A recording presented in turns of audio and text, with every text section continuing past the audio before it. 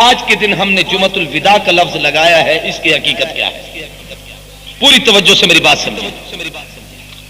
الوداع اس کا معنی ہوتا ہے کسی کو رخصت کرنا، اپنے سے جدا کرنا۔ اسلام میں کچھ جمعۃ الوداع کا تصور نہیں ہے، یہ بات یاد رکھیں۔ یہ ہمارے عرف میں ہے صرف اس حوالے سے کہ یہ جو رمضان کا مہینہ تھا آج اس کا یہ آخری جمعہ ہے، کل یا پرسوں اس کا آخری روزہ ہوگا تو وہ روزہ الوداعی ہو جائے گا۔ رمضان کی جو آپ آخری عصر پڑھیں گے تو وہ آخری عصر کہلائے گی، وہ الوداعی عصر ہوگی۔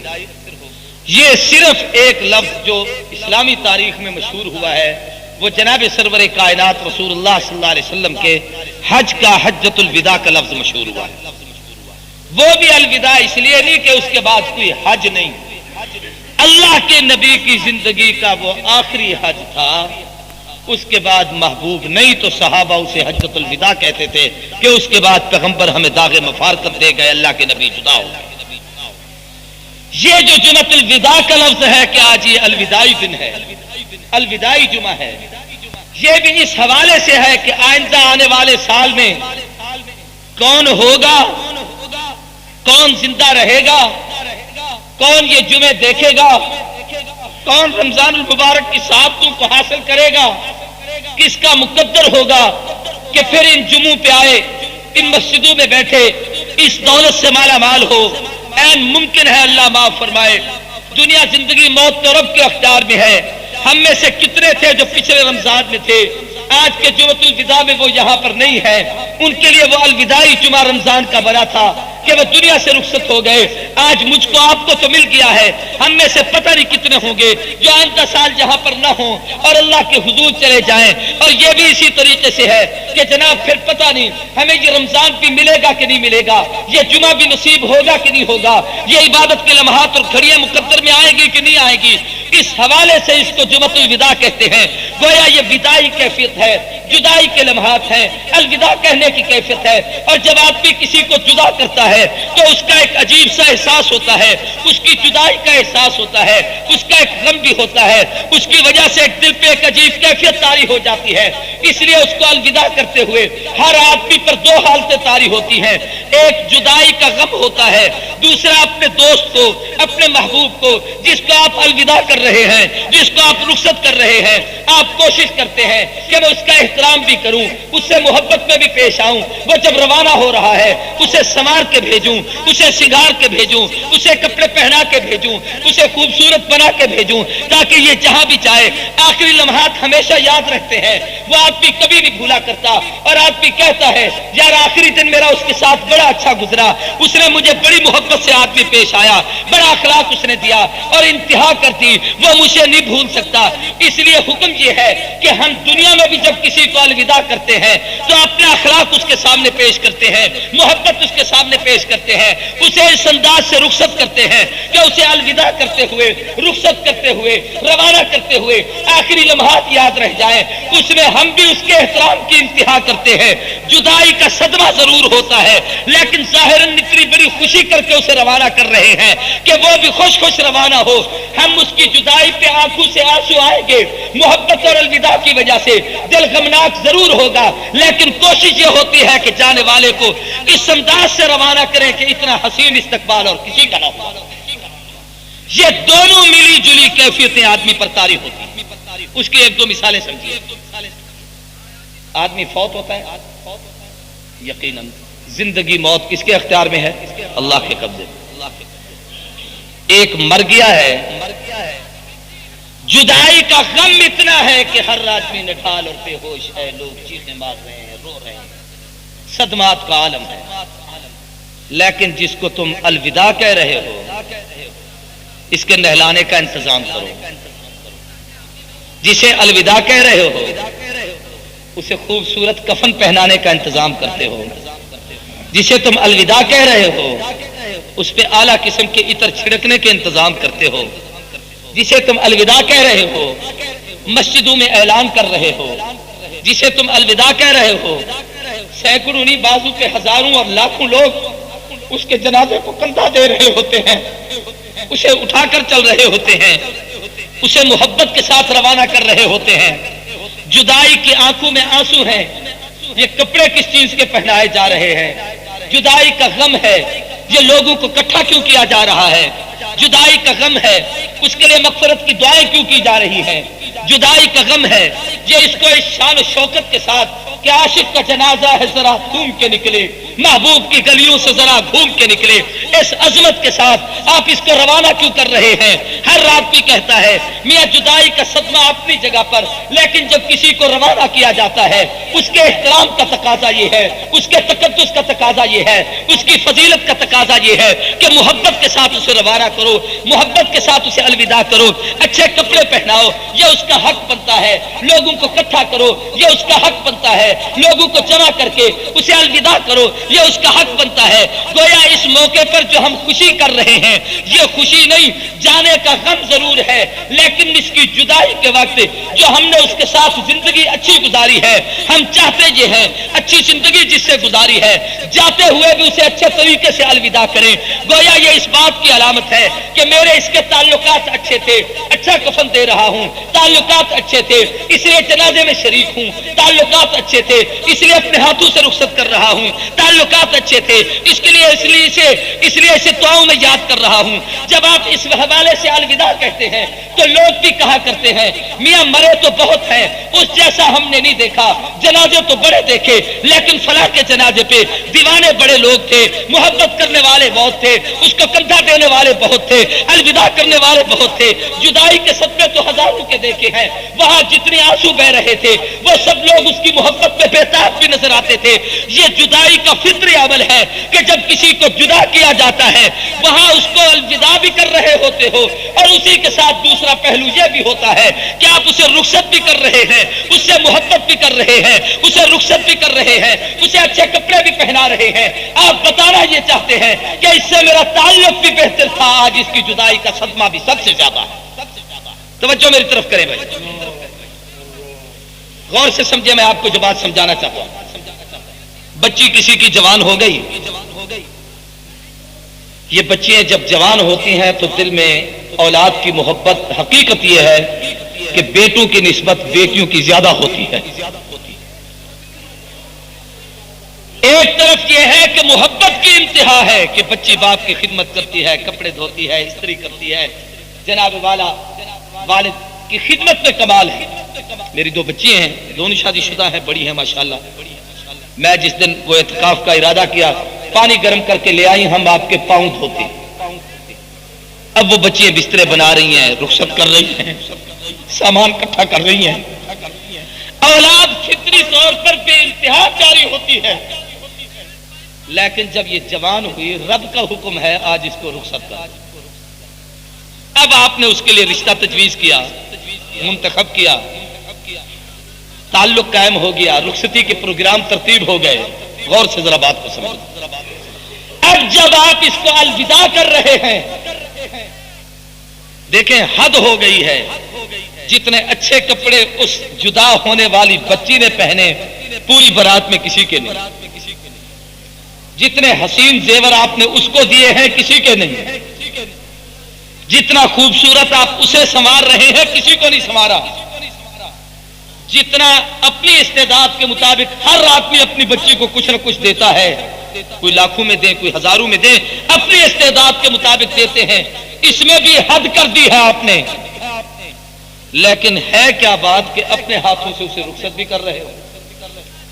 یہ ساری چیزیں محبت کی نشانی تھی کہ ہم اولاد سے اتنا پیار کرتے ہیں، لیکن جب اسے جدا کرتے ہو تو یہ مالک کی رضا پہ راضی ہو کر کہہ رہے ہو اے اللہ جدا کرنے کو دل تو نہیں چاہتا تھا، لیکن تیرا حکم ہے میں اپنے جگر کا ٹکڑا کاٹ کر دوسرے کے حوالے کر دوں. اس وقت جو آدمی پہ کیفیت طاری ہوتی ہے آدمی اس کو سمجھ نہیں سکتا. ان لوگوں کو اس کا احساس ہو سکتا ہے جن کی بچیاں ہوں اور اپنے ہاتھوں سے وہ بچیوں کو رخصت کرتا ہے. اب یہ دونوں باتیں ملی جلی ہیں، ایک طرف جدائی ہے، دوسری طرف خوشی ہے. جدائی ہے اس کے الوداع ہونے کا، افسوس ہے جدا ہونے کا. خوشی اس بات کی ہے کہ میرے ذمے جو حق تھا میں نے وہ پورا کر کے اسے الوداع کر رہا ہوں. آپ خوشی اس کے کرتے ہیں کہ میں اپنا حق ادا کر رہا ہوں، افسوس اس کا ہوتا ہے کہ میرے آج ہاتھوں سے یہ رخصت اور جدا ہو رہی ہے۔ بالکل اسی طریقے سے رمضان المبارک کا مہینہ جب رخصت ہوتا ہے، ختم ہوتا ہے، تو اس سے اگلا دن کون سا ہوتا ہے؟ سارے بولیں اونچی آواز سے، عید کا۔ شوال کی جو پہلی تاریخ ہوتی ہے اس دن مسلمانوں کی عید ہے، اور اللہ کے نبی نے اس عید کی بڑی اہمیت ارشاد فرمائی ہے۔ فرمایا لِكُلِّ قَوْمٍ عید وَهَذَا الْيَوْمِ يَوْمُ الْفِطْرِ عِيدُنَا، ہر قوم کے لیے ایک خوشی کا دن ہے، اور مجھ محمد کی امت کے لیے خوشی کا سب سے بڑا دن عید کا دن ہے۔ آپ نے اس پر کبھی غور کیا؟ تنہائی میں بیٹھ کر سوچنا، عجیب خوشی کی کیفیت اس پر آدمی پر طاری ہوتی ہے۔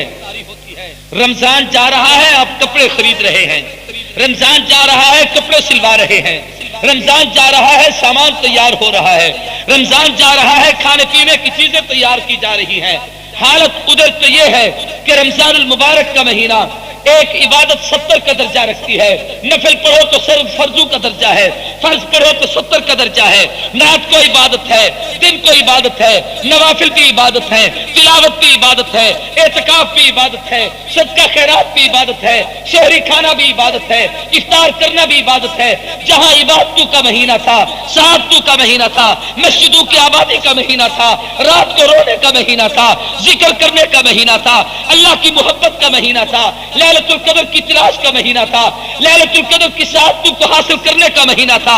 مہینہ اتنا باعظمت ہے، احترام والا ہے، عظمت والا ہے، فضیلت والا ہے، بزرگی والا ہے۔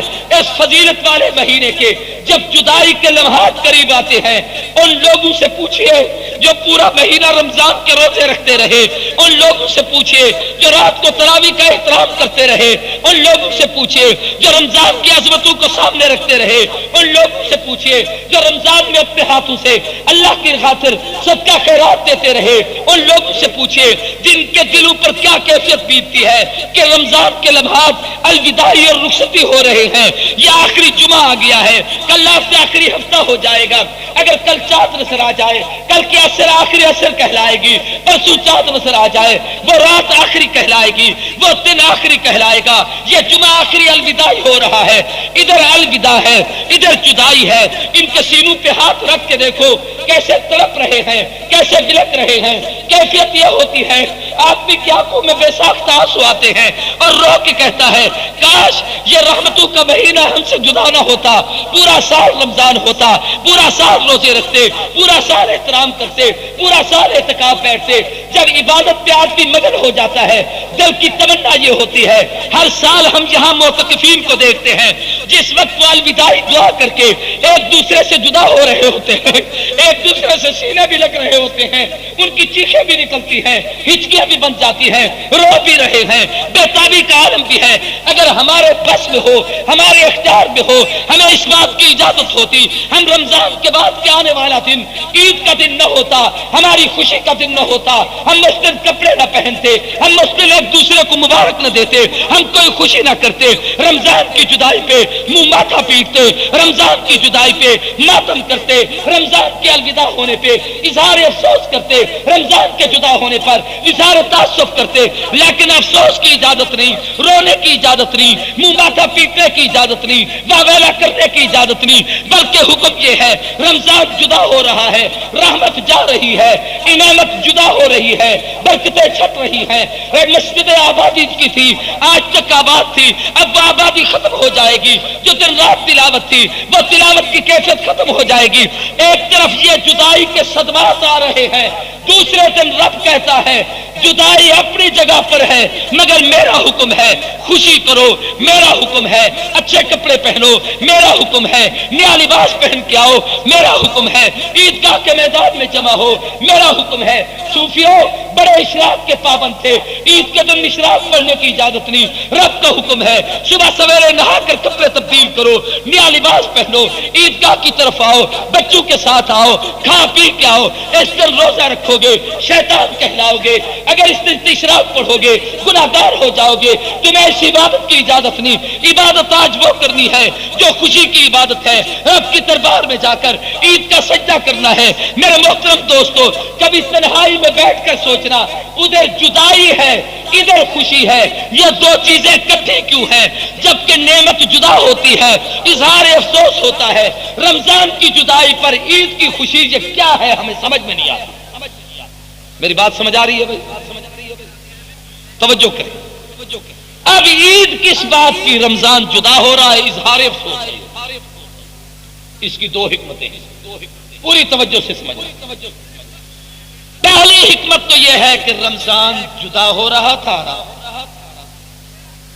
اس سے اگلے دن اللہ نے حکم دیا کہ دین نام میرے حکم کی پابندی کا ہے، تمہاری سوچ کا نہیں۔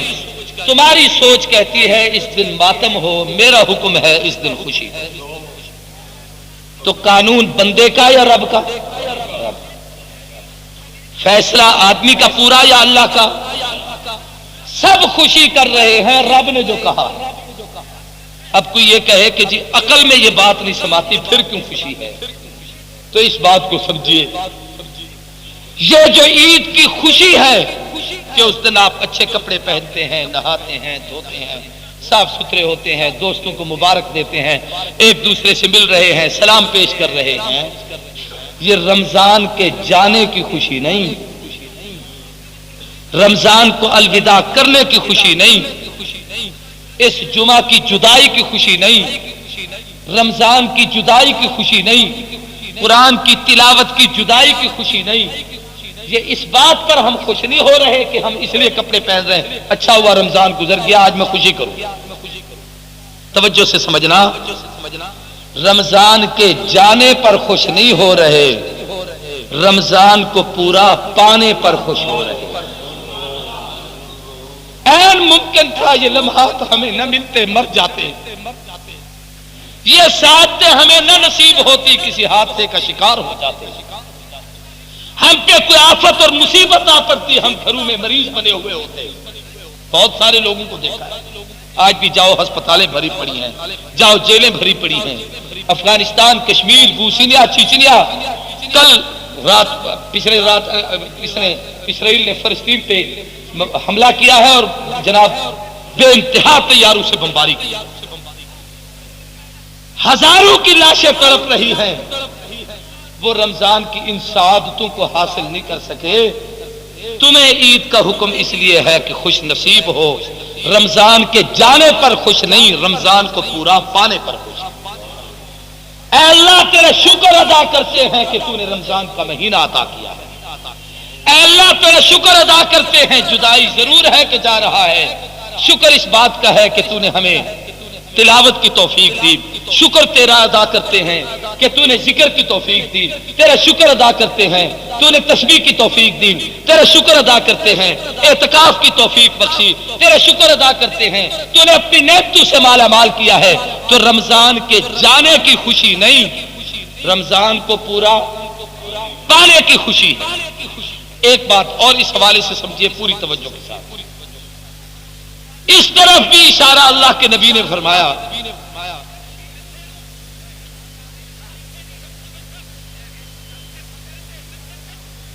اس طرف بھی اشارہ رحمت کائنات نے صلی اللہ علیہ وسلم نے اور اللہ کے دین نے بتایا کہ رمضان آپ سے جدا ہو رہا ہے۔ جب بھی کوئی بڑی سے بڑی ہستی بھی جدا ہو جائے اس وقت تمہیں ماتم کی اجازت نہیں، رب کی رضا پر راضی رہنے کا حکم، باویلا کرنے کا حکم نہیں، اللہ کی رضا پر خوش ہونے کا حکم ہے۔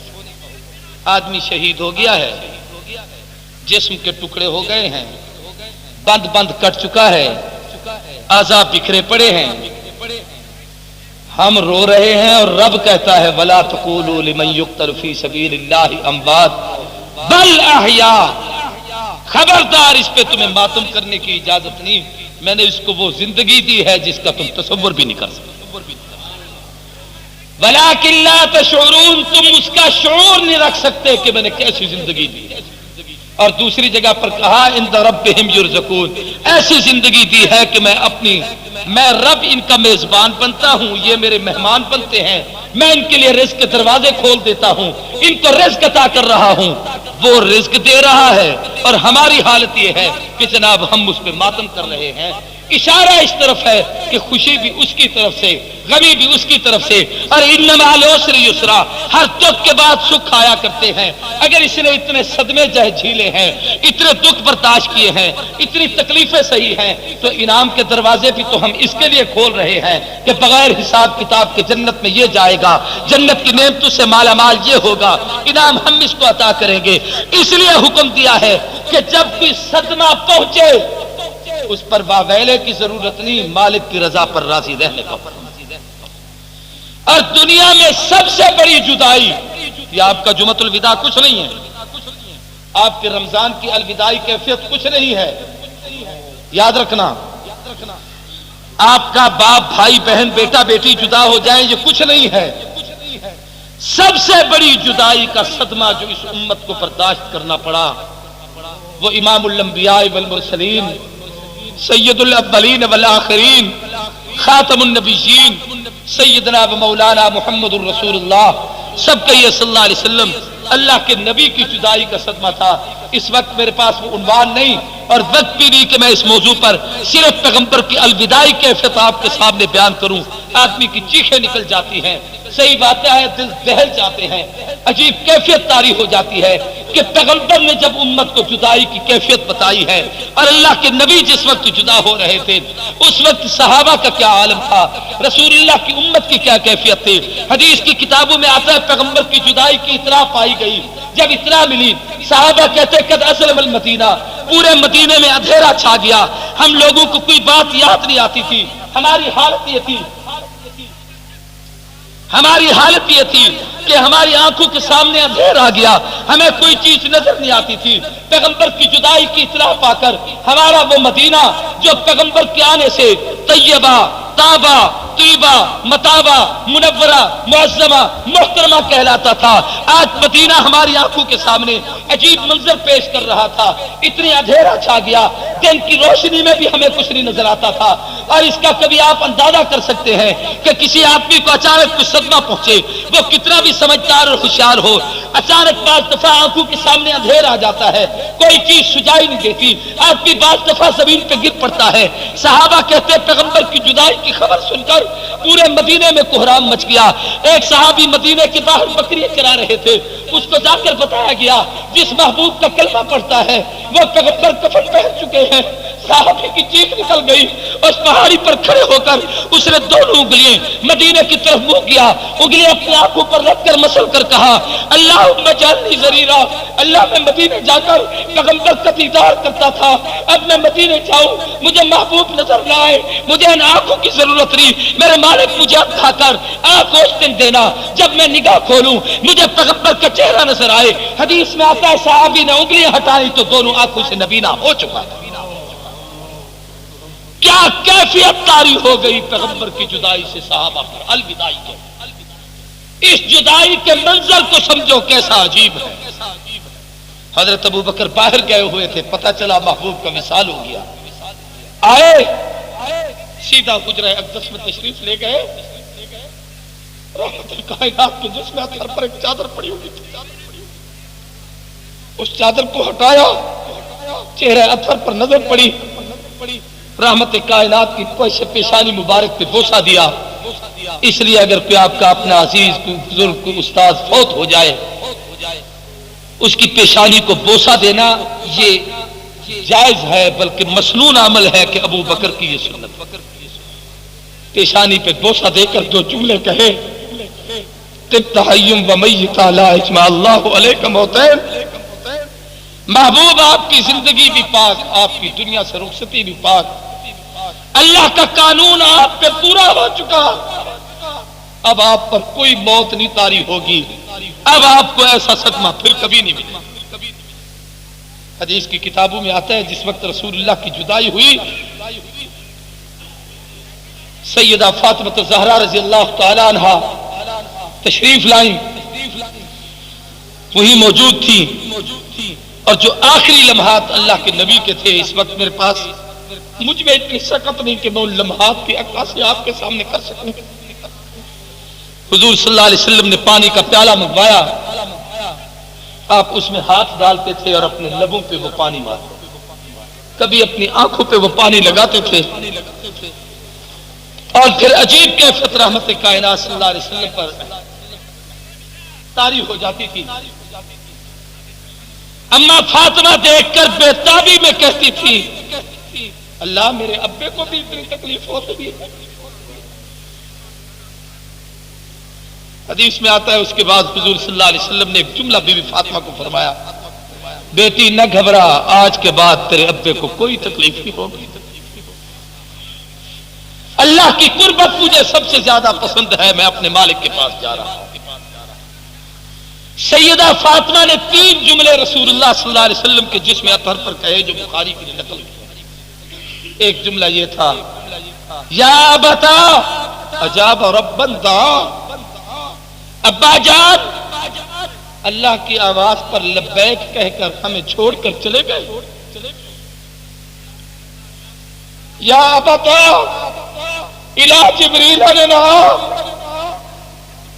آج کوئی ہے جبریل کو جا کر کہے جس محبوب پر وحی لے کے آتے تھے آج پیغمبر کفن پہن کر اللہ کے ہاں چلے گئے.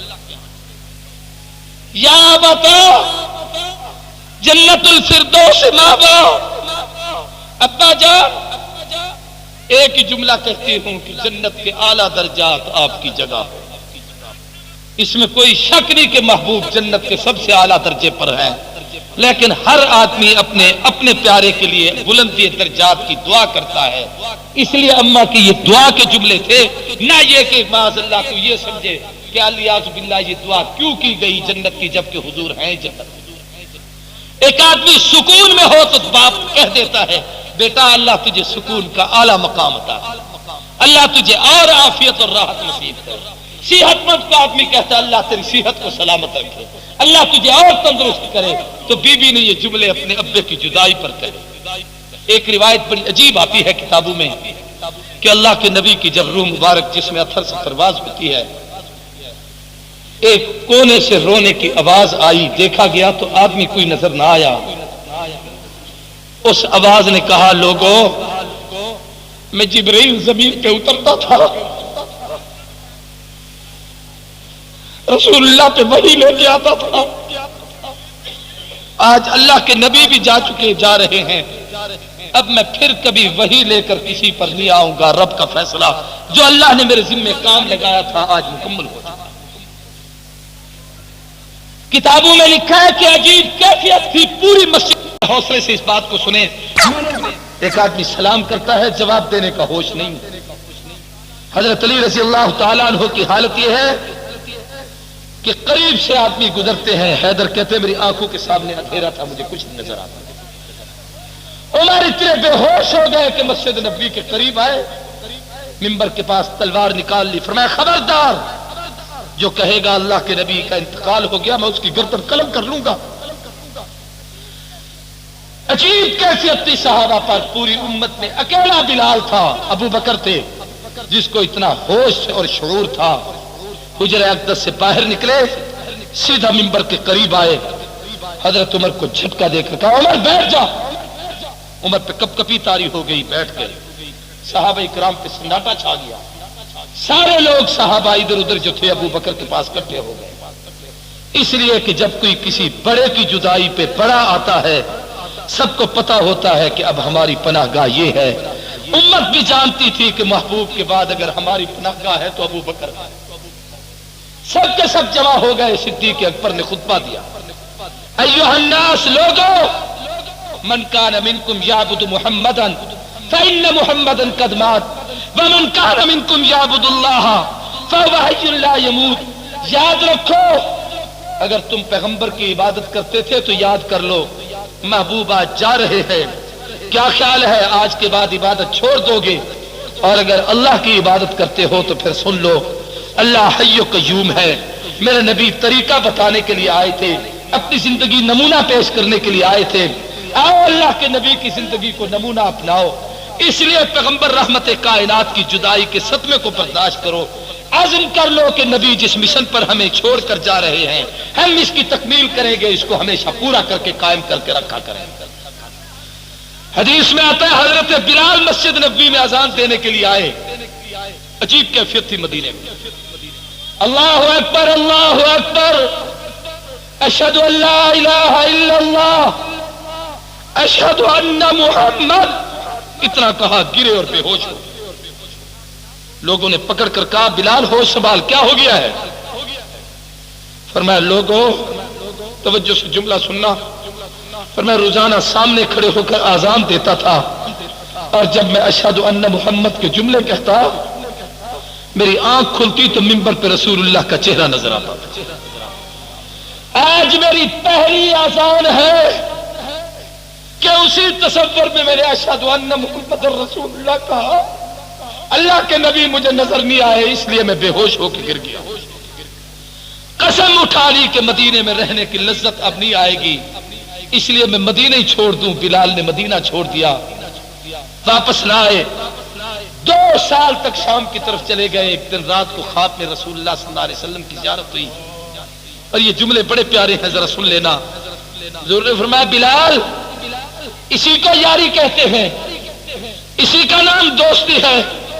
یا تیرا وہ وقت تھا تیرے سینے پہ پتھر ہوتے تھے، تیری گردن میں رسی ہوتی تھی، تجھے مکے کے بازاروں میں گھسیٹا جاتا تھا۔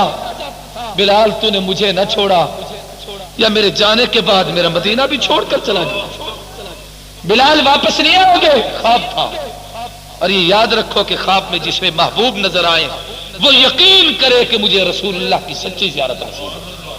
حضور فرماتے ہیں ان الشیطان لا یتمثل بصورتی من رآ فی المنام فقد رآنی، جس نے مجھے دیکھا اس نے یقیناً مجھے دیکھا، اس لیے کہ شیطان مجھ محمد کی صورت کبھی نہیں بن سکتا۔ یہ مسجد کی چھت پر بھی دائیں جانب سے اوپر آ جائیں، بہت ساری جگہ ہے۔ توجہ کریں میری طرف، ذرا پورے حوصلے سے اس بات کو سنیں۔ میں نے ابھی ایک اہم موضوع عید الفطر کے حوالے سے اور صدقۃ الفطر کے حوالے سے آپ کو باتیں عرض کرنی۔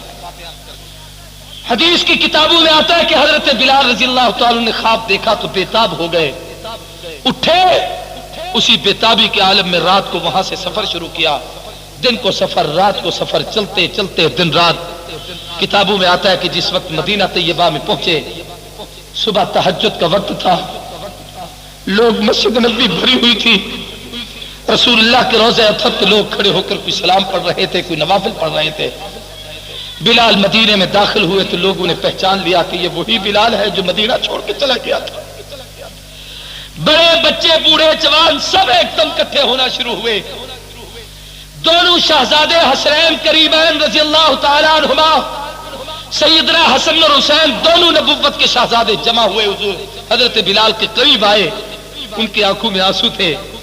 دیکھ کر کہا جا عمنا بلال، ہمارے چچا بلال آ گئے، نانے محمد کی نشانی آ گئی۔ چچا چچا، محبوب کے ہوتے ہوئے آپ اذان دیتے تھے، آپ کے جانے کے بعد مدینہ طیبہ میں اذان تو ہوتی ہے لیکن چچا تیری بلالی آواز ہم نہیں سنتے، اذان تو اب بھی ہوتی ہے۔ مسجد کی فضا میں اے انور جس ضرب سے دل ہل جاتے تھے وہ ضرب لگانا بھول گئے۔ آج ویسے اذان دیجیے جیسے محبوب کے سامنے کھڑے ہو کر آپ دیتے تھے۔ کتابوں میں لکھا ہے کہ حضرت بلال نے اذان کے جملے شروع کیے، اذان دینا شروع کی۔ اللہ اکبر اللہ اکبر اللہ اکبر اللہ اکبر، اشہد ان لا الہ الا اللہ اشہد ان لا الہ الا اللہ۔ پوری مسجد نبوی میں کوہرام مچ گیا، مدینے میں ہلچل مچ گئی، سوئے ہوئے لوگ اٹھ کر دوڑے، اور مرد عورتیں بچے بوڑھے جوان سب مسجد کی طرف دوڑتے آ رہے تھے۔ لوگوں نے پوچھا کہاں جا رہے ہو؟ کہنے لگے لوگوں یہی وہ بلال مؤذن تھا جو پیغمبر کے سامنے کھڑے ہو کر اذان کے جملے کہا کرتا تھا۔ محبوب کی جدائی کے بعد بلال مدینہ چھوڑ کر چلا گیا تھا، آج ایک بڑی مدت کے بعد، بڑا وقت گزرنے کے بعد بلال دوبارہ لوٹ کے آیا ہے، 2 سال کے بعد آیا ہے۔ ہم دوڑ کے اس لیے مسجد میں جا رہے ہیں، نبی کے زمانے کا مؤذن آ گیا ہے، دیکھنے جا رہے ہیں کہ اکیلا بلال آیا ہے یا آمنہ کا لال بھی آ گیا۔ لیکن محبوب وہاں جا چکے تھے جہاں رب کے قانون کے تحت جانے کے بعد واپس کوئی نہیں آیا۔ یہ الوداعی کیفیت ہے، اس حوالے سے اس کو کہا جاتا ہے یہ جرأت الوداع کے۔ یہ شاید پھر زندگی میں رمضان آئیں گے، ہم میں سے کس کے نصیب میں یہ جمعہ کی گھڑیاں ہوگی، کس کے نصیب میں نہیں ہوگی؟ اور پھر اس جمعہ کے بعد حدیث کی کتابوں میں اس عید کے دن کی بڑی اہمیت ہے۔ اللہ کے نبی نے فرمایا لیلۃ القدر کی رات ہو یا عید الفطر کا دن ہو، عید الاضحیٰ کا دن ہو، ان بابرکت دنوں میں اللہ تبارک و تعالیٰ اپنی رحمت کے فرشتے زمین پر نازل کرتے ہیں۔ جس رات عید کا چاند نظر آتا ہے عربی کتابوں میں اسے لیلۃ الجائزہ کہا جاتا ہے، بدلے کی رات ہوتی ہے۔ جیسے مزدور کا مزدوری اخیر میں ملتی ہے، اس طریقے سے یہ مزدور جس نے پورا مہینہ قرآن پڑھا، پورا مہینہ روزے رکھے، پورا مہینہ عبادت کی، پورا مہینہ ذکر کیا، پورا مہینہ تسبیح پڑھی، پورا مہینہ ذکر اذکار کرتا رہا، یہ اس کے آخری لمحات ہوتے ہیں۔ اور اس آخری لیلۃ الجائزہ بدلے کی رات کے دو مفہوم ہیں، یا تو اس سے وہ رات مراد ہے جو رمضان کی آخری رات کہلاتی ہے، ممکن ہے آج اگر کل رات چاند نظر آ گیا تو آج کی رات آخری کہلائے گی، اور اگر پرسوں رات نظر آیا تو کل کی رات آخری کہلائے گی۔ یا دوسری روایت کے مطابق کہ دن بھر روزہ رکھتے ہو، اب جو عید کی رات ہوتی ہے وہ اس حوالے سے آخری رات ہے کہ مہینہ مکمل ہو گیا، نیا مہینہ شروع ہو رہا ہے، اس کی پہلی رات یہ بدلے کی رات ہے۔ اللہ کی رحمت پھر بندوں کی طرف متوجہ ہوتی ہے، اس کی شار کریمی فیصلہ کرتی ہے، میں اپنے بندوں کو نوازنا چاہتا ہوں۔ اللہ کہتے ہیں فرشتوں میں ان پر اپنی رحمت کی گھٹا برسانا چاہتا ہوں، ان کے گناہوں کو معاف کرنا چاہتا ہوں۔ پورے مہینے میں ان لوگوں نے جتنی عبادت کی ہے میں اس کا صلہ اور بدلہ دینا چاہتا ہوں۔ ایک حدیث میں نے پڑھا اللہ کے نبی نے فرمایا رمضان المبارک کی ہر رات کو اللہ 60,000 گناہگاروں کے گناہوں کو معاف کر کے جنت میں بھیجنے کا فیصلہ کرتے ہیں۔ اور جب اس مہینے کی آخری رات آتی ہے پورے مہینے میں جتنے گناہگاروں کی مغفرت ہوئی ہے اس ایک رات کو اللہ اتنے گناہوں کو بخش کر جنت کا ٹکٹ عطا کر دے۔ اس حوالے سے وہ رات بڑی اہمیت کی رات ہے۔ اور پھر آگے جو دن آتا ہے وہ عید کا دن ہے۔ عید پر شیخ عبد القادر جیلانی پیر پیرانی سب کہیے رحمت اللہ تعالی علیہ، ہمارے سلسلہ قادریہ کے بہت بڑے پیر اور شیخ، انہوں نے اس پر ایک عجیب بات لکھی۔ عید کا لفظ یا تو عود سے ہے لوٹنے کے معنی کہ ہر سال یہ دن لوٹ کے آتا ہے، یا عید کا لفظ قرآن نے بھی استعمال کیا ہے جو خوشی کے معنی میں ہے کہ مسلمانوں نے رمضان کو پورا پایا ہے اس لیے آج خوشی کریں، آج افطار کریں، اس کا نام ہی یوم الفطر، افطار کرنے کا دن، کھانے پینے کا دن۔ میرے نبی نے فرمایا ھذا الیوم یوم الفطر، یہ افطار کا دن ہے۔ اللہ کے نبی نے فرمایا ھذا الیوم الاکل والشرب، کھانے کا دن ہے، پینے کا دن ہے، اپنے اہل و عیال میں رہنے سہنے کا دن ہے، سکون کرنے کا دن ہے۔ وہ جو پورا مہینہ تم دن بھر کھانے پینے سے رکے رہتے تھے، آج اس دن کھانا عبادت ہے، وہاں پہ نہ کھانا عبادت تھا۔ آج اللہ کا حکم یہ ہے کہ جو اس دن کھائے گا پیے گا اسے اللہ سب سے زیادہ رحمت اور سعادت نصیب کرے۔ شیخ عبد القادر جیلانی رحمہ اللہ نے اس کے متعلق لکھا ہے کہ اس عید کے دن کے متعلق اس بات کو ذرا غور سے سمجھنا، یہ اس حوالے سے عظمت کا دن ہے عود سے لوٹنے میں کہ اس دن کو میدان محشر کے ساتھ ایک مناسبت ہے، پوری توجہ کرنا۔ کیا مطلب؟ یوں تو ہر جمعہ مسلمانوں کے لیے اجتماع کا دن ہے، لیکن سال میں ایک دن آتا ہے کہ علاقے کے لوگ، محلے کے لوگ، بستیوں کے لوگ سارے کے سارے ایک میدان میں جمع ہوتے ہیں۔ میرے شیخ مرشد حضرت شیخ عبد القادر جیلانی نے لکھا ہے کہ آپ اس کی مثال یوں سمجھ لیجئے کہ جیسے کل قیامت کا دن قائم ہوگا، میدان محشر ہوگا، ہر آدمی اپنی قبر سے اٹھ کر میدان کی طرف جائے گا اور اس کھلے میدان میں سب لوگ جمع ہوں گے، پھر اللہ تبارک و تعالیٰ کا عرش اترے گا، اللہ تبارک و تعالیٰ وہاں میزان اتاریں گے اور وہاں پر جزا سزا کے فیصلے شروع ہوں گے۔ انبیاء علیہ السلام وہاں پہ موجود ہوں گے، رحمت کائنات امام الانبیاء صلی اللہ علیہ وسلم موجود ہوں گے، امت کے اعمال تولے جائیں گے، نیکو کو نیکی کی جزا ملے گی، برو کو برائی کی سزا ملے گی۔ حضرت شیخ نے لکھا ہے اس دنیا کی زندگی میں اس دن کی یاد ہر سال ایک مرتبہ ضرور آتی ہے کہ جب پورا مہینہ تم نے عبادت کر لی ہے، نیکی کی ہے، کرنے والوں نے عبادت کی، بد کردار اور نالائق اور ناعاقبت اندوش لوگ جن کو اس کا احساس نہیں ہوا وہ اس بابرکت مہینے میں محروم رہے، نہ تراویح کر سکے، نہ نوافل پڑھ سکے، نہ عبادت کر سکے، نہ روزے رکھ سکے۔ اب یہ اگلا دن جو آ رہا ہے، یہ دن اس حوالے سے بڑی عظمت کا دن ہے کہ اس دن سارے مسلمان وہاں پر اکٹھے ہوں گے، گویا یہ محشر کا میدان ہے جس میں عید میں آپ اکٹھے ہیں۔ اور پھر اسی طریقے سے پوری توجہ سے ایک بات سمجھ لیں، یہ بچے آپ کے پاس میرے مدرسے کے چندے کے سلسلے میں آ رہے ہیں۔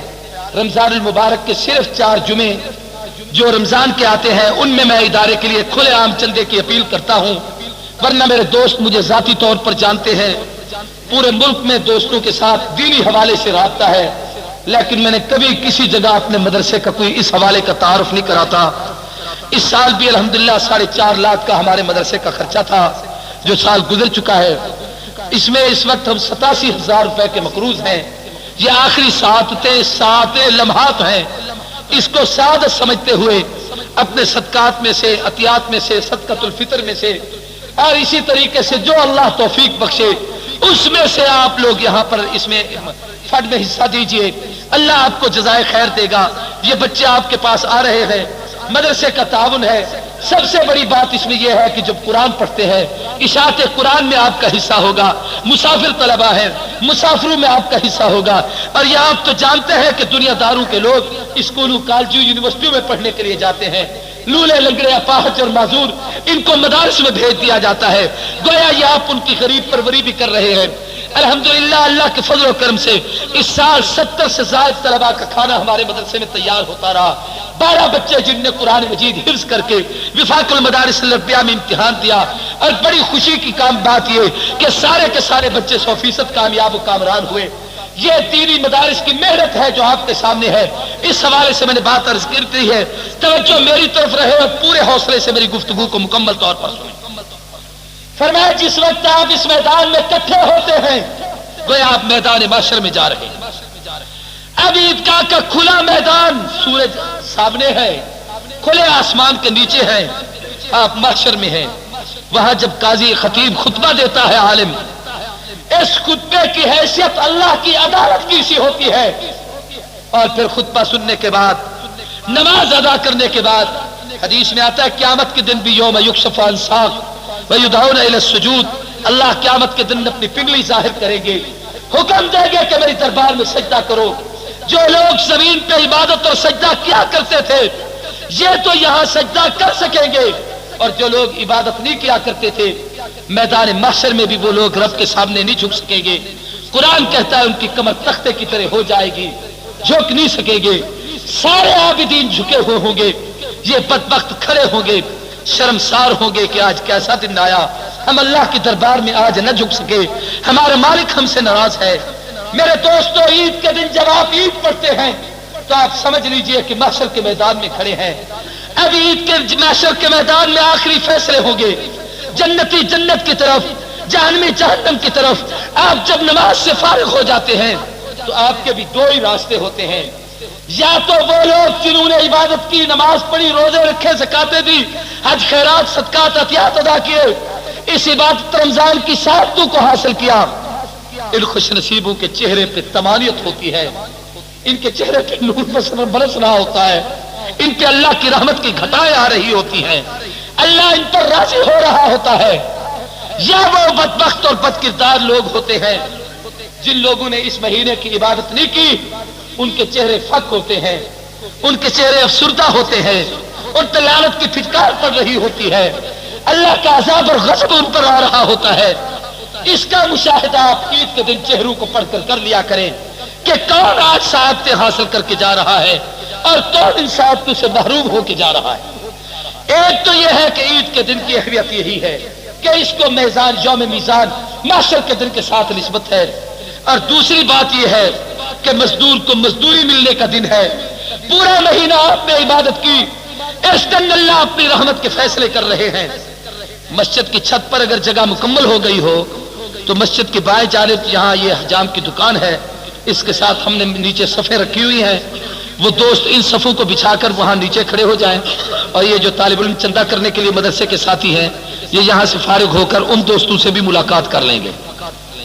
توجہ میری طرف رہے، ذرا غور سے میں بات کو اپنی سمیٹتا ہوں اور اپنی طرف لے آتا ہوں۔ اس دن کی دو اہم عبادتیں آپ کے ذمے ہیں. ایک یہ ہے کہ سجدہ فطر صدقہ فطر عطا کیا جائے، اور دوسری عبادت اس دن یہ ہے کہ سجدہ شکر ادا کیا جائے. صدقۃ الفطر اور سجدہ شکر. سجدہ شکر کا نام عید الفطر ہے، اور صدقۃ الفطر کا نام وہ رقم دینا ہے جو نماز عید سے پہلے ہم ادا کرتے ہیں. یاد رکھیے، ہر وہ شخص جس کے گھر میں ضروریات زندگی سے زائد اتنی کوئی چیز پڑی ہوئی ہے، مثلا زائد برتن پڑے ہوئے ہیں جن کی آپ کو ضرورت نہیں ہے، پورا سال خرچ نہیں ہوتے، آپ کے کچھ برتن ہیں جو ضرورت استعمال ہوتے ہیں، کچھ کپڑے ہیں جو فالتو ایسے پڑے ہوئے ہیں ان کو آپ استعمال میں نہیں کرتے، کچھ بسترے آپ نے 10-20 بسترے بنا رکھے ہیں، 4-5 تو سارا سال استعمال ہوئے، کچھ ایسے ہیں جن کو ہم نے کبھی کھولا ہی نہیں. اس قسم کی مالیت یا 52 تولے چاندی یا 7.5 تولے سونا اور یا کچھ سونا اور چاندی اس کو ملا لیا جائے اور اس کی قیمت 52 تولے چاندی کے برابر بن جائے، یا یہ جو مال رکھا ہوا ہے اس کی تقریباً مقدار 52 تولے چاندی آج کل کے حساب سے 5,000 روپے کی مالیت جس آدمی کے پاس موجود ہو اس کو صدقۃ الفطر دینا واجب ہے. اپنی طرف سے بھی ادا کرے گا، اپنی کم سن نابالغ اولاد کی طرف سے بھی ادا کرے گا، اگر شوہر اپنی بیوی کی طرف سے ادا کر دے تب بھی ہو جائے گا، بڑی اولاد کی طرف سے ادا کرتا ہے تو ہو جائے گا. کوئی مسلمان دوسرے مسلمان کی طرف سے صدقۃ الفطر ادا کرے لیکن اس کو بتا دے کہ میں تیری طرف سے ادا کر رہا ہوں تب بھی ادا ہو جاتا ہے. یہ صدقہ ہر اس شخص کو دے سکتے ہیں جو آدمی زکوٰۃ کا مستحق ہے، اس میں آپ کے اقربا رشتہ داروں میں غربا فقراء مساکین ہیں، وہ لوگ ہیں جو اس مال کے مستحق ہوتے ہیں. اور اس دور میں اس کا سب سے بڑا استحقاق میرے محترم دوستوں وہ ادارے ہیں کہ حکومت اسکولوں کالجوں یونیورسٹیوں پہ اربوں روپے خرچ کر دیتی ہے، ان کے سالانہ بجٹ تیار ہوتے ہیں، 1 روپیہ بھی گورنمنٹ کے پاس اللہ کے قرآن کے لیے نہیں ہوتا کہ جو قرآن کی تعلیم کے لیے 1 روپیہ حکومت خرچ کرتی ہے. آپ لوگوں سے یہ مدارس کے علماء طلباء ہمارے اساتذہ اور بزرگ ان کو اللہ جزائے خیر دے جو دامن پھیلا کر چھولیے پھیلا کر در در کی بھیک مانگ کر، مجھے آپ سے اپنے لیے بھیک مانگنے کی ضرورت نہیں، میں تحدیثاً بالنعمت کہتا ہوں 20 سال مجھے اس مسجد میں 22 سال ہو گئے، میں نے کبھی ان لوگوں سے چائے منگوا کر کسی کے گھر سے نہیں پی. میں تحدیثاً بالنعمت کہہ سکتا ہوں میں نے ان سے کسی قسم کا کبھی معاوضے کا مطالبہ نہیں کیا. رمضان المبارک میں لوگوں کو ہدایت تحائف دیے جاتے ہیں، میرے ذاتی دوست مجھ سے محبت کرے اللہ ان کو جزائے خیر دے، لیکن میں نے مسجد کے حوالے سے اس حوالے سے کبھی کوئی مطالبہ نہیں کیا. یہ بات یاد رکھیے، بحمداللہ میں خود زکوٰۃ ادا کیا کرتا ہوں، اللہ مجھے اتنا دیتا ہے کہ میں لوگوں کو دیتا ہوں. یہ جو ہم بھیک مانگتے ہیں، میرے استاد کہا کرتے تھے سب سے بڑا مشکل کام ہے کسی سے بھیک مانگنا، کہ اس وقت آنکھیں جھک جاتی ہیں، چہرہ مرجھا اور فک ہو جاتا ہے، لیکن مجھے مانگتے ہوئے اس لیے آر نہیں محسوس ہوتی کہ میں نے رحمت کائنات کو غزوہ تبوک کے موقع پہ چندہ مانگتے دیکھا ہے، صحابہ کو دیتے دیکھا ہے. میں جب کوئی بھیک مانگنے کا سوال کرتا ہوں آپ کے سامنے اس حوالے سے دستے سوال پھیلاتا ہوں، مجھے یقین ہے کہ وہ رقم میں نے اپنی جان پر خرچ نہیں کرنی، میں نے ان فقراء غرباء طلباء پر کرنی ہے، ان درسگاہ پہ خرچ کرنی ہے، ان لوگوں کو دینا ہے، تو مجھے اس پہ تسکین ملتی ہے کہ میں اس سنت کو زندہ کر رہا ہوں جو میرے پیغمبر کی ادا ہے. اور آپ بھی صحابہ کے اس عمل کو زندہ کر کے دیا کرے. صحابہ نے گھر لٹائے ہیں، مال دیا ہے، وطن قربان کیا ہے. حضرت ابوبکر گھر کو جھاڑو دے کر نبی کے قدموں میں لے کے آئے ہیں، عثمان تہائی لشکر کا سامان لے کے آئے ہیں. نبی کی اپیل پر ایک عورت ایسی بھی آئی ہے، محبوب کی اپیل پر کہنے لگی اللہ کے نبی میرے پاس اور تو کچھ نہیں ہے، میں اپنے سر کے بال موڑ کر لے آئی ہوں، اس کو آپ قبول کر لیجئے. ایسا ممکن ہے کسی مجاہد کے گھوڑے کی یا اس کے ناک کی رسین نکیل کی رسی نہ ہو، یا میرے بال اس کے کام لگ جائیں گے، یہ جہاد میں کام آئیں گے. ایک عورت اپنا کم سے بچہ بھی لے کے پیش کرتی ہے، اللہ کے نبی اس کو کسی مجاہد کے حوالے کر دینا، جب آنے والا تیر آئے میرے بیٹے کو ڈھال بنا لے وہ اس کے سینے میں پیوست ہو جائے گا، میں کل قیامت کے دن شہید کی اماں کہلاؤں گی. اس لیے اللہ کے دین پر خرچ کرنا سب سے بڑی سعادت ہے، سب سے بڑی نیکی ہے. آپ اپنی طرف سے اپنے صدقات و عطیات ان طلباء فقراء غرباء پر خرچ کیا کریں. اور یہ عید کا دن یہ بات یاد رکھنا، دنیا داروں میری اور آپ کی عید، امیر کی عید، دنیا دار کی عید، چودھری کی عید، خان کی عید، سردار کی عید، بڈیرے کی عید، ہر دن اس کے لیے عید کا دن ہے۔ وہ روزانہ نئے کپڑے پہنتا ہے، وہ روزانہ صاف ستھرا لباس پہنتا ہے، وہ روزانہ خوشبو لگاتا ہے، وہ روزانہ اچھا ہو کر مسجد کی طرف آتا ہے، اپنے دکان پہ جاتا ہے، اپنی فیکٹری پہ جاتا ہے، وہ روزانہ گاڑیوں پہ سیر کرتا ہے، وہ روزانہ قسم و قسم کے کھانے کھاتا ہے۔ اگر آج عید کا دن ہے، امیروں تمہارے لیے نہیں ہے، یہ فقراء کی عید ہے، غرباء کی عید ہے، یتیموں کی عید ہے، لاوارثوں کی عید ہے، بیواؤں کی عید ہے، اجڑے ہوئے لوگوں کی عید ہے۔ رب کی طرف سے تم پہ فرض ہے، اپنا صدقۃ الفطر نکالو، اپنی جان کا صدقہ دو، اپنے روزوں کا فدیہ دو، اپنی اولاد کی طرف سے صدقہ دو۔ تم غریب کو دو گے، تم بھی اچھے کپڑے پہنو گے، وہ بھی تمہارے ساتھ اچھے کپڑے پہنے گا، تم بھی خوشی کرو گے، وہ بھی خوش ہو کے آئے گا، اللہ تم پہ بھی راضی ہوگا، اس پر بھی راضی ہو جائے گا۔ امیروں کا دن نہیں، آج کا دن غریبوں کا دن ہے، اور تاریخ میں وہ واقعہ اہم ترین ہے۔ ہر سال صرف ایمان کی تجدید کے طور پر کہ ہمارے دلوں میں ایمان کی جلا اور روشنی آ جائے۔ یہ بھی بائیں جانب مسجد کے یہ جس طرف حجام کی دکان ہے وہاں صفیں پڑی ہوئی ہے، ہم نے مسجد کی صفیں کچھ نیچے رکھوا دی ہے، ان صفوں کو بچھا کر دوست وہاں چلے جائیں، اور جو طلباء مدرسے کا چندہ کر رہے ہیں وہ بھی وہاں پر بعد میں جب وہاں صفیں بن جائیں تو ان دوستوں سے بھی مل لیں۔ حدیث کی کتابوں میں آتا ہے، آخری بات ہے، پوری توجہ سے سن لینا، میں 2-4 منٹ میں بات ختم کرنا چاہتا ہوں۔ حضور نے فرمایا صلی اللہ علیہ وسلم، عید کا دن آیا، مسجد نبوی جن حاجیوں نے دیکھا ہے اللہ ان کو پھر دکھائے، اور جن نے نہیں دیکھی ہم سب کو سعادت نصیب کرے، اپنا گھر دکھائے، اپنے محبوب کا روضہ سر دکھائے۔ مسجد نبوی سے تھوڑا سا ہٹ کر دائیں طرف ایک مسجد ہے، اس کا نام مسجد غمامہ ہے۔ اسے مسجد غمامہ اس حوالے سے کہا جاتا ہے کہ اللہ کے نبی وہاں جا کر بارش کی دعا مانگی تھی، آپ نے بادل کٹھے ہوئے تھے تو اس حوالے سے اس کا نام غمامہ ہے۔ اس جگہ پر اللہ کے نبی عید پڑھا کرتے تھے۔ اب تو مسجد نبوی میں پڑھی جاتی ہے کہ مسجد نبوی سے بڑی جگہ اور کوئی ہے نہیں وہاں پر، ایسے ہی کعبۃ اللہ میں خود بیت اللہ میں پڑھی جاتی ہے کہ اس سے بڑی جگہ اور کوئی نہیں، ورنہ مسجد جان بوجھ کر مسجد میں عید کی نماز ادا کرنا، بڑے کھلے گراؤنڈ اور پلاٹ کے ہوتے ہوئے کھلی جگہ پر نہ پڑھنا یہ مکروہ ہے۔ بہتر یہ ہے کہ کھلی جگہ پر نماز عید ادا کیا جائے۔ اللہ کے نبی مسجد نبوی میں تشریف، وہاں عیدگاہ کے گراؤنڈ میں تشریف لے گئے۔ حدیث میں آتا ہے محبوب عیدگاہ کے قریب ہی پہنچے تھے، جیسے عید کے دن بچے کپڑے پہنتے ہیں، خوش ہوتے ہیں، عجیب کیفیت ہوتی ہے، بھاگتے ہیں، دوڑتے ہیں، اور یقیناً ان بچوں کی ادائی بڑی پیاری ہوتی ہے، عید ہوتی بچوں کی، وہ سارے بچے خوش خوش دوڑے جا رہے ہیں۔ امام الانبیاء نے ایک چھوٹے سے بچے کو دیکھا، ایک کنارے پہ بیٹھا ہوا ہے، میلے کپڑے ہیں، پراگندہ بال ہے، پریشان حال ہے، اجڑا ہوا لباس ہے، آنکھوں میں آنسو ہے اور تنہائی میں بیٹھا ہے۔ اللہ کے محبوب اس کے قریب تشریف لے گئے۔ حضور نے جا کر ایک جملہ فرمایا، بیٹے سب عید کی خوشی میں اچھے کپڑے پہن کے بیٹھے ہیں، تو نے آج کپڑے نہیں پہنے، تجھے آج اس دن کی خوشی نہیں محسوس ہوئی۔ اس بچے نے سر نیچے کر لیا اور آنکھوں سے آنسو شروع ہو گئے۔ اللہ کے نبی نے اس کے سر پر شفقت کا ہاتھ رکھ کر کہا، بیٹے روتے ہو بتاتے نہیں؟ دھیمی سی آواز سے کہا، محبوب کیا بتاؤں، ابا نہیں جو کپڑے لے دے، امی نہیں جو میرا منہ دھلا۔ ماں باپ والے لوگ عید کر رہے ہیں، میری کیا عید ہے؟ حدیث میں آتا ہے رسول اللہ صلی اللہ علیہ وسلم رک گئے۔ شہزادوں میں سے حضرت حسن یا حسین یا دونوں ساتھ تھے، آپ نے ان دونوں کو کندھوں سے اتار دیا، اس بچے کو کھڑا کیا، اٹھایا، بغیر کسی توقف کے کہ میرے کپڑے اس سے متاثر تو نہیں ہوتے۔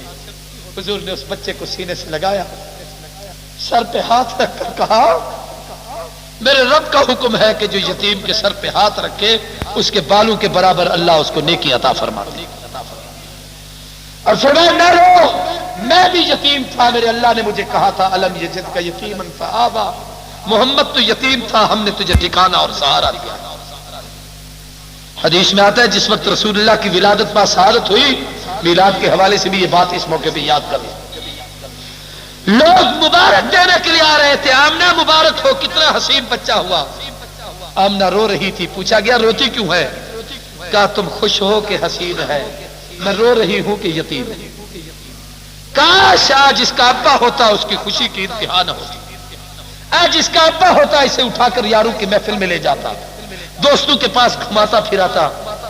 حاطف غیب اللہ کی طرف سے آواز آئی، نہ گھبرا، الم یجد کا یتیمن فآوا، یتیم بھی ہم نے بنایا ہے، سہارے بھی خود دے، تیرے بچے کو وہ عظمتیں عطا کروں گا۔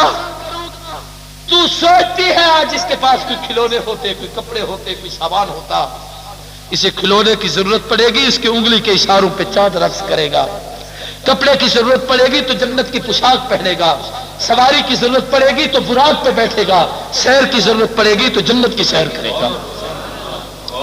حضور نے یتیم کو اٹھایا، نہ رو، آج میں تجھے لے چلتا ہوں۔ حدیث میں آتا ہے حضور اٹھا کر گھر آئے، آپ نے سیدہ عائشہ صدیقہ سے فرمایا، عائشہ جی محبوب، فرمایا روزانہ کہتی تھی اللہ سے دعا مانگے اللہ مجھے کوئی بیٹا یا بیٹی دے۔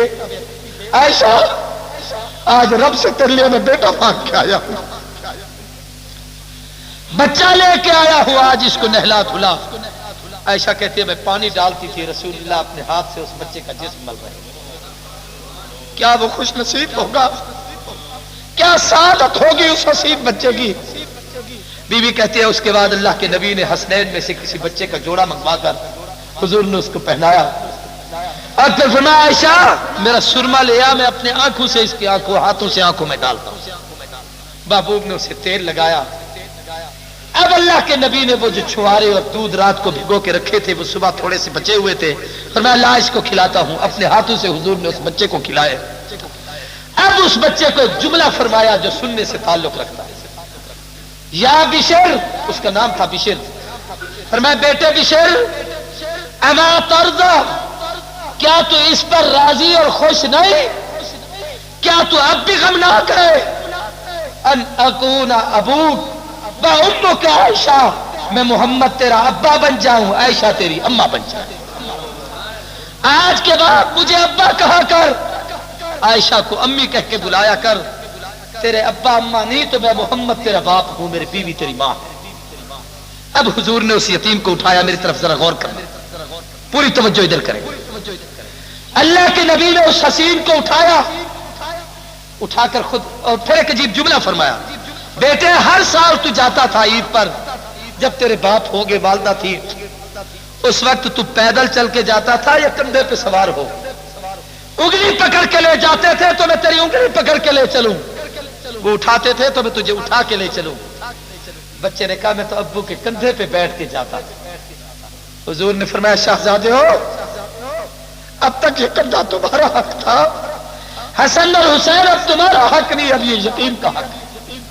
رسول اللہ اس کو کندھے پہ بٹھاتے ہیں، حضور اٹھا کر عیدگاہ کے میدان میں لاتے ہیں، جہاں بچے کھیل رہے تھے وہاں انتظار۔ مسلمانوں آج کسی کا دوست نہ ہو، بھائی نہ ہو، عزیز نہ ہو، لوگ کہتے عید سونی سونی ہے، مزہ نہیں آیا میرا فلاں رشتہ دار نہیں، مزہ نہیں آیا میرا فلاں عزیز نہیں، آج مجھے دوست عید ملنے نہیں آیا، میری عید نہیں ہوئی۔ آج مجھ کو اور آپ کو اس کا احساس ہے، اللہ کے نبی کو احساس ہے، جب تک یتیم کی عید نہیں اس وقت تک محمد کی بھی عید نہیں ہوتی۔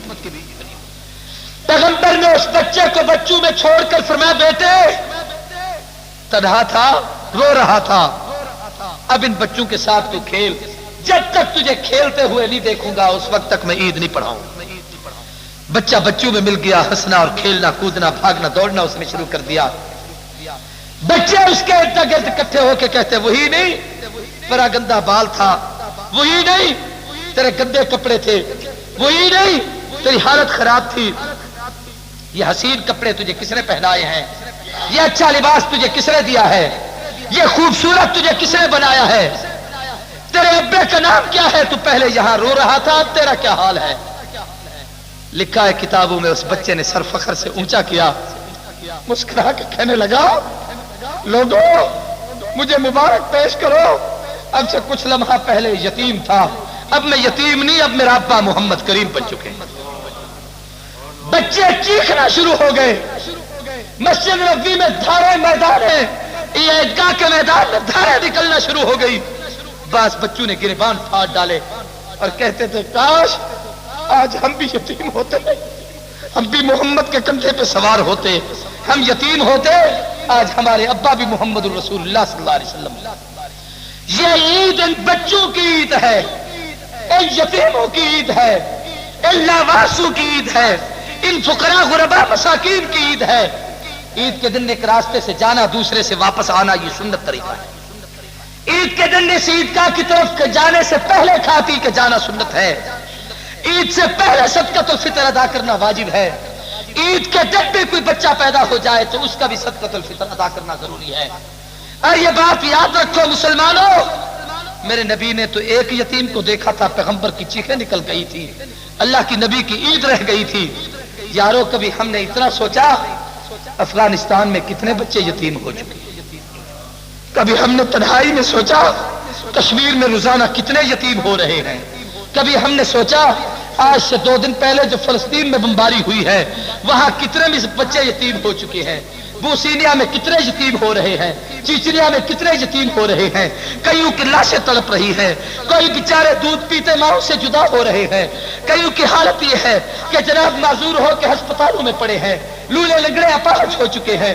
اور کچھ ایسے ہیں جو اس انتظار میں ہیں کہ اماں اور ابا نہیں، کھانے پینے کی کوئی چیز نہیں، ہماری تربیت کون کرے، ہمیں پالے کون؟ اللہ کے لیے جہاں اپنے بچوں کی تربیت کا خیال کرتے ہو، ان کا احساس کرتے ہو، فقراء کا خیال کیا کرو، غرباء کا خیال کیا کرو، مساکین کا خیال کیا کرو، ان یتیموں کا خیال کیا کرو. قرآن کہتا ہے فَأَمَّا الْيَتِيمَ فَلَا تَقْهَرْ وَأَمَّا السَّائِلَ فَلَا تَنْهَرْ وَأَمَّا بِنِعْمَةِ رَبِّكَ فَحَدِّثْ. محبوب یتیم آپ کے سامنے آئے خیال کرنا، اس کو نہ چھڑکنا. سائل آپ کے سامنے آئے سختی سے جواب نہ دینا، اس لیے کہ میں محمد یتیم تھا، اللہ نے مجھے کبھی ڈانٹ کر جواب نہیں دیا. میرے رشتہ داروں نے میرے ساتھ حسن سلوک کیا ہے. میں یتیموں کے سروں پہ شفقت کا ہاتھ رکھتا ہوں، میں ان سے محبت اور پیار کرتا ہوں. تمہارے سامنے بھی کوئی یتیم آئے تو اس سے محبت اور پیار کیا کرو. آخری ایک بات سن لو، صدقۃ الفطر کی عام مقدار 2 کلو گندم کی قیمت آج کل آٹے کے حساب سے تقریباً 20 روپے بن رہی ہے، جو علماء نے فتویٰ دیا ہوا ہے. پچھلے دنوں ہمارے دوست ہیں مولی طارق جمیل صاحب یہاں تقریر کے لیے آئے تھے. انہوں نے ایک بات کہی جس سے بعض لوگوں کو بڑا ہجان اور اضطراب ہے، میں اس کی تھوڑی سی وضاحت کرنا چاہتا ہوں. ایک بات تو یہ ہے کہ شرعی طور پر جو جنس جس علاقے میں مروج ہو اسی کا صدقہ فطر دیا جاتا ہے. نبی کریم صلی اللہ علیہ وسلم کے ہاں مدینہ طیبہ میں اس وقت کھجور کے باغات ہوتے تھے. اللہ کے نبی کھجور کا صدقۃ الفطر دیتے تھے. کشمش ہوتی تھی اس کا صدقۃ الفطر دیتے تھے. کھجور اور کشمش کا وزن زیادہ اور گندم کا وزن وہاں چونکہ ناپید تھی اس حوالے سے اس کا وزن کم، وہ باہر کے لوگوں کے لیے. ہمارے ہاں گندم ہے، یہ ہمارے لیے سستی ہے، کھجور اور کشمش ہمارے لیے مہنگی ہے. لیکن مسنون عمل اللہ کے نبی کا یہ ہے کہ رسول اللہ نے پوری زندگی یا کشمش کا صدقۃ الفطر دیا ہے یا کھجوروں کا دیا ہے، اور اس کی مقدار کم از کم 3 کلو ہے. اس حساب سے امیروں، اللہ نے جن کو دولت دی ہے، جن کو پیسہ دیا ہے، جن کو لباس اچھا دیا ہے، جن کے پاس کھانے پینے کی چیزیں موجود ہیں، ذرا اتنا خیال کر لو اگر آپ نے کسی 10 روپے یا 20 روپے صدقہ فطر نکال کر کسی غریب کو دیا، ارے 20 روپے میں تو ایک وقت کا کھانا کسی کو میسر نہیں آتا. اگر پیغمبر کی اس سنت کو زندہ کر لو جو کھجور کا صدقۃ الفطر رسول اللہ نے دیا، آج 3 کلو کی قیمت 40 روپے کا حساب بھی لگا لیں تو 120 روپے تقریباً بنے گی. اسی طریقے سے کشمش کا ریٹ آپ لگا لیں. اللہ نے جن کو حیثیت دی ہے، دولت دی ہے، اللہ نے ان کو طاقت دی ہے، مال دیا ہے، تو آپ اس میں قطعاً کمی نہ کیجیے. اس طریقے سے رب کے راستے میں خیرات کیجیے. اللہ کی رحمت سے کبھی امید ہے، اللہ اپنے پیاروں کو کبھی محروم نہیں کرتا. اور میری پھر آپ سے ایک اہم گزارش ہے کہ آج کی رات بھی، آنے والی کل کی رات بھی، آج جمعۃ المبارک کا دن بھی، جہاں ہم اپنے لیے دعائیں مانگتے ہیں، پوری امت کی ہدایت کی دعاؤں میں امت کے لیے ہدایت کی دعائیں مانگیے. اور ساتھ ہی تمام مسلمان امت مسلمہ کی مظلومیت، جن میں افغانستان کے مظلوم مسلمان، کشمیر کے مظلوم مسلمان، چیچنیا فلسطین کے مسلمان اور کچھ نہیں کر سکتے، ان کو پیسے نہیں دے سکتے، وہاں تک آپ پہنچ نہیں سکتے تو اور کچھ نہیں کر سکتے تو کم از کم اتنا تو کر سکتے ہیں، ان کے لیے دعا تو کر سکتے ہیں. جو ہمارے حق میں حصے میں ہے اس سے تو محروم نہیں رہنا چاہیے. ایک بات کی وضاحت ضروری کرنا چاہتا ہوں، آج کل جہاد کے نام پر بہت ساری تنظیمیں نکل پڑی ہیں اور ہر آدمی کوشش کرتا ہے، فنڈ اکٹھے کرتا ہے. میں نے ایک دفعہ کشمیر پچھلے دنوں گیا تھا، وہاں کے کچھ مجاہدین نے ہمیں بتایا ہمیں کوئی فنڈ صحیح طریقے سے نہیں پہنچتا. یہاں ان لوگوں کے اپنے ماسکر، اپنے دفاتر، اپنے مراکز ہیں، اکثر لوگ یہیں پر خرچ کر دیتے ہیں. احتیاط کیا کرو، جس پر اعتماد ہو کہ یہ صحیح جگہ پر خرچ کرے گا اس کے حوالے سے دیا کرو، اس لیے ایسا نہ ہو کہ آپ کی رقم ضائع ہو جائے. اور پھر دینی مدارس میں میرے مدرسے کے لیے آپ حضرات سے چندے کی زیادہ اپیل اپنی جگہ پر وہ میں نے کہہ دیا ہے، لیکن ادارے کی ترقی کے لیے، اس کے خیر اور برکات و ثمرات کے لیے آپ حضرات سے دعا کی خصوصی درخواست ہوگی. اللہ ہم سب کا حامی و ناصر. وآخر دعوانا الحمدللہ رب العالمین. سنتیں پڑھ لے. مسجد کی بائیں جانب جہاں یہ حجام کی دکان ہے وہاں کچھ صفحے ہم نے رکھی تھی، وہ صفحے ساتھی بچھا لے. مسجد کے برآمدوں پر اوپر نیچے کسی جگہ